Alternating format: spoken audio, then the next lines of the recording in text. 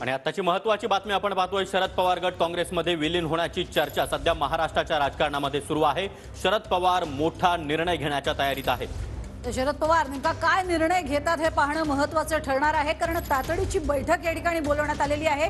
ही बैठक नेमकी कशासाठी आहे असं खासदार अमोल कोल्हे यांना विचारण्यात आलं होतं, मात्र त्यांनी मलाच या संदर्भातली कल्पना नाहीये, तातडीची बैठक आहे म्हणून मी इथे दाखल झालेलो आहे असं या बैठकीला जाण्यापूर्वी म्हटलं होतं। मात्र शरद पवार गटाचे नेते असलेले मंगलदास बांदल यांनी अशा प्रकारची चर्चा सुरू आहे, लवकरच कळेल असं म्हणत या चर्चेला दुजोरा देखील दिलाय। मात्र शरद पवार गटाची जी बैठक सुरू आहे त्या बैठकाची ही दृश्य आपण पाहतो आहोत। या बैठकीमध्ये शरद पवार गटाचे सर्वच बडे नेते, आमदार, खासदार उपस्थित आहेत। त्यामध्ये सुप्रिया सुळे असतील, राजेश टोपे, अनिल देशमुख, श्रीनिवास पाटील हे सर्वजण या बैठकीला उपस्थित आहेत। मात्र या बैठकीला आपण बघितलं तर जितेंद्र आव्हाड आणि जयंत पाटील हे मात्र गैरहजर आहेत।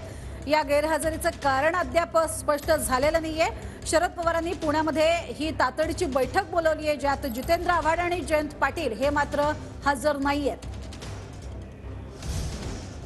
तर